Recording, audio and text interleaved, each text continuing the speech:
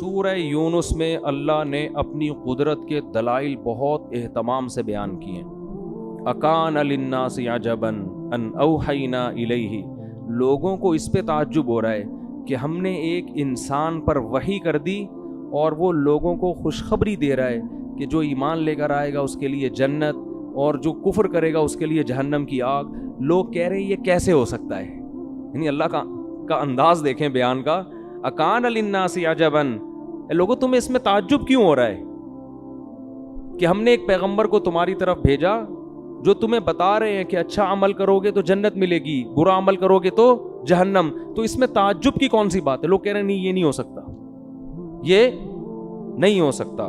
پھر اللہ نے اپنی قدرت کی دلائل دیے، دیکھو تمہارا رب وہ ہے جس نے آسمانوں اور زمین کو بنایا۔ دیکھیں اللہ کی ذات ایسی ہے جس سے انسان سب سے زیادہ غافل ہوتا ہے۔ اس وقت دنیا میں اللہ کا جو ٹاپک ہے نا، معاذ اللہ، وہ سب سے فضول ترین ٹاپک ہے۔ آپ تجربہ کر کے دیکھ لیں، 4 آدمی بیٹھے ہوئے ہوں، کسی بھی ٹاپک پر بات کریں سب دلچسپی لیں گے۔ آپ بزنس کی بات شروع کر دیں سب کے کان کھڑے ہو جائیں گے، کیا خیال ہے؟ آپ 4 شادیوں کی بات شروع کر دیں خوشی سے بے ہوش ہو جائیں گے۔ آپ صحت کی بات شروع کر دیں سب کے کان کھڑے ہو جائیں گے۔ اللہ کی بات کریں گے تو بوریت ہونا، بولو بوریت شروع، یا کیا باتیں شروع کر دی اس میں۔ تو اللہ اپنا انٹروڈکشن کرواتا ہے قرآن میں جگہ جگہ کہ سب سے زیادہ تو تمہاری زندگی میں جس کا کردار مؤثر ہے نا وہ میری ذات ہے، سارے تصرفات میں کر رہا ہوں، پیدا میں نے کیا، کائنات کو میں نے بنایا، اور تمہاری ڈکشنری میں سب سے کم، تمہاری زبان پہ سب سے کم جس کا نام آتا ہے وہ میری ذات ہے۔ تو اللہ اپنا تعارف کروا رہا ہے، ان ربکم اللہ الذی خلق السماوات والارض، وہ رب ہے جس نے آسمانوں اور زمینوں کو پیدا کیا، اور جعل الشمس ضیاء، سورج کو اس نے کیسی روشنی بنایا، والقمر نورا، اور چاند کو اس نے روشن کیا، اور فی اختلاف اللیل والنہار، آسمانوں اور زمینوں کے دن اور رات کے عدلنے بدلنے میں تمہارے لیے بہت بڑی بڑی نشانیاں ہیں۔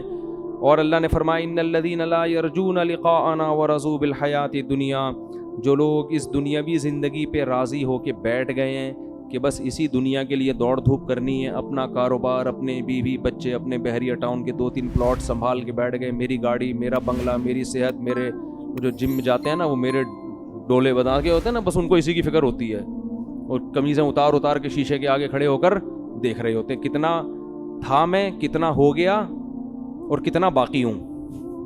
ٹھیک ہے، جم والا یہی کر رہا ہوتا ہے نا، پرانی تصویر دیکھ کے کہے گا میں اتنا سا تھا، اتنا ہو گیا اور اتنا باقی رہ گیا، یعنی اتنا مزید اپنے اوپر گوشت چڑھانا ہے۔ تو آج ہر آدمی کی فکر کیا ہے؟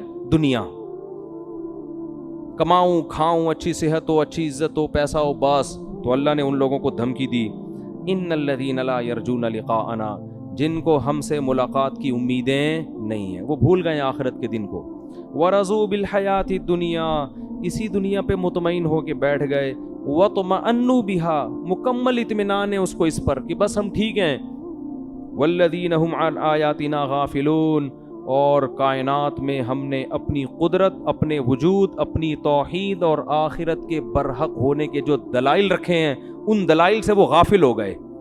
دلائل سے کیسے غافل ہوتا ہے انسان؟ نشانیاں دیکھتا ہے، ان نشانیوں سے عبرت نہیں پکڑتا، فائدہ اٹھاتا ہے اپنا دنیاوی۔ جیسے دودھ جب آپ پیتے ہیں، قرآن کہتا ہے دودھ اللہ کی ایک نشانی ہے۔ جہاں قرآن نے دودھ کا ذکر کیا نا تو قرآن کیا کہتا ہے؟ ان فی ذلک لآیات لقوم یتفکرون، اس دودھ میں غور و فکر والوں کے لیے نشانیاں ہیں۔ کیسے نشانیاں ہیں؟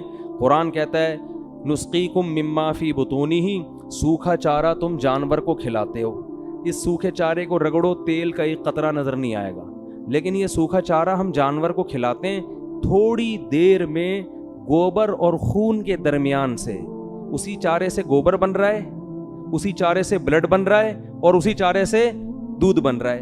یہ دودھ اس کے تھنوں میں اتارتے ہیں اور ایسا مزیدار رنگ، ایسا خالصاً کہ اس میں نہ گوبر کی بدبو نہ خون کی بدبو، نہ گوبر کی رنگت اور نہ خون کی رنگت، اور مزہ کیسا، سائغ للشاربین، پینے والوں کے حلق میں پھسلتا چلا جاتا ہے۔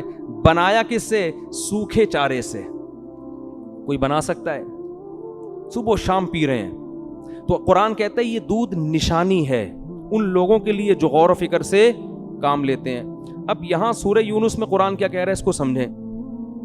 قرآن کہہ رہا ہے جو ہماری نشانیوں سے غافل ہیں۔ کیا مطلب؟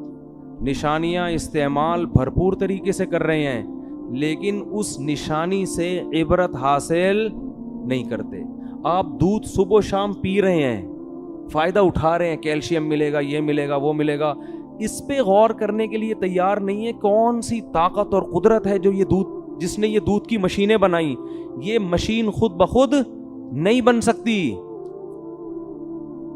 ارے کسی کمپنی میں دودھ پیک ہو کر آتا ہو ڈبے میں، آپ کھول کر پی رہے ہو، کوئی کہے یار یہ کس کمپنی نے پیک کیا، کس نے اس میں ڈالا، آپ کہیں یہ خود بخود ہوا ہے آٹومیٹک، کسی کمپنی نے یہ کام نہیں کیا، مان لو گے؟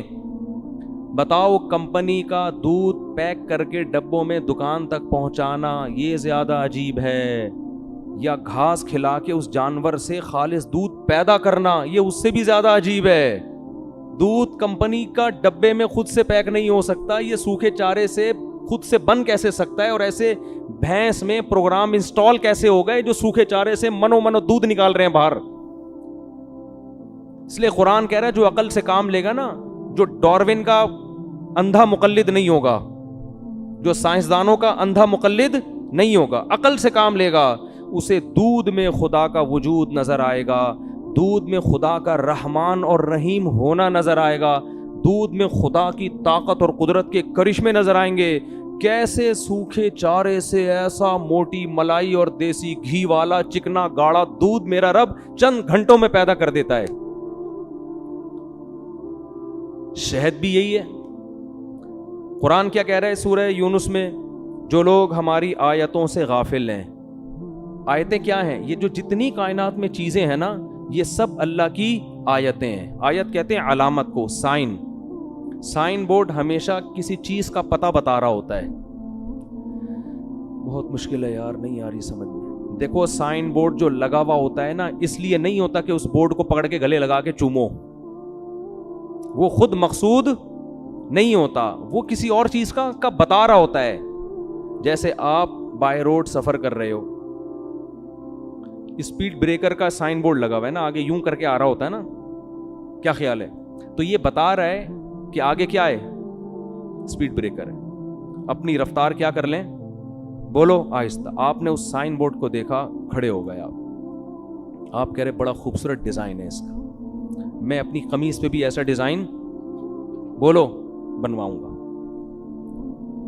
اور اسپیڈ آہستہ کرنے کے لیے تیار بولو نا یار نہیں ہو۔ اس کا مطلب آپ اسے سائن بورڈ نہیں سمجھتے، آپ اس کو ایک اسکریپ کے لیے بیچنے کے لیے ایک اچھا، جیسے وہ جو چرسی ہوتے ہیں نا وہ اس طرح کے سائن بورڈ اکھاڑ کے لے جاتے ہیں، وہ کہتے ہیں یہ تو زبردست چیز ہے یار، اس میں وہ ٹین کی چادر لگی ہوئی ہے، تو یہ گٹر کا ڈھکن جو وہ بیچ دیتے ہیں، تو یہ کیا ہے گٹر کے جو ڈھکن ہے نا یہ چرسیوں کا بہترین بزنس ہے۔ اب پتہ نہیں چرسی نظر نہیں آ رہے آج کل، یا تو سارے مر گئے ہیں یا چرس پینا چھوڑ دیے، پہلے بہت نظر آتے، ہیروئن چی بہت ہوتی تھی، چرسی تو اب بھی ہیں، ہیروئن چی نظر نہیں آ رہے۔ خیر ہیروئن مہنگی ہو گئی ہے، ان کو پتا ہے بھائی ریٹ مال ہیروئن کے، کہہ رہے ہیں ہیروئن مہنگی ہو گئی ہے اس لیے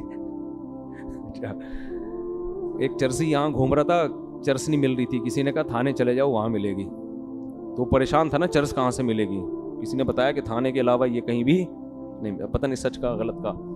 تو آپ نے کیا کیا، اسی سائن بورڈ کو اصل سمجھ لیا۔ تو اللہ فرماتے ہیں جو دنیا میں جتنی چیزیں ہیں نا یہ سائن بورڈ ہیں سارے، شہد ہے، دودھ ہے، جانوروں کا گوشت ہے، پہاڑ ہیں، سمندر ہیں، دریا ہیں، مچھلیاں ہیں، کون سی ایسی پھول ہیں، پھول کتنا خوبصورت کھلتا ہے، حبم متراکبا، اور جو دانے نکلتے ہیں نا اناج، وہ اناج کی تہیں چڑھی ہوئی ہوتی ہیں، ایسے ترتیب سے دانے نکلتے ہیں۔ بھٹے کو دیکھ لو، مکئی کا کیسا خوبصورت دانے ترتیب سے، انار کے دانے کیسے پیکنگ ہوتی ہے ان کی، ذات الاکمام، ان کے اوپر کم ہوتی ہے، کم پیکنگ ہوتی ہے. کیلے کو دیکھو کیسی خوبصورت پیکنگ. ہر چیز اللہ قرآن میں کہہ رہا ہے کہ یہ کیا ہے؟ نشانی. کیا مطلب؟ اسے دیکھ کر یہ علامت ہے کسی اور چیز کی، یہ علامت ہے اس بات کی کہ یہ کائنات خود سے نہیں بنی. اگر بنی ہوتی ایسی عجیب و غریب چیزیں اس میں نہ ہوتی، خود سے ایسا کچھ بن نہیں سکتا. اس بات کی علامت ہے اسے کسی نے بنایا. نمبر 2، اس بات کی علامت ہے وہ اکیلا ہے، کیونکہ ایسی طاقت اور قدرت کسی اور کے پاس نہیں ہے، اس جیسا کوئی دوسرا نہیں ہے. اس کی بھی علامت ہے وہ انسانوں پر بڑا مہربان ہے.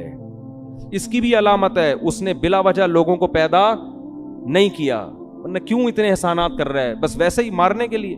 اس کی بھی علامت ہے کہ اس نے آزمائش کے لیے پیدا کیا، کون شکر کرے گا اور کون ناشکری. اور اس کی بھی علامت ہے کہ جب شکر ہوگا تو اگر ثواب نہیں مل رہا اس شکر کا اور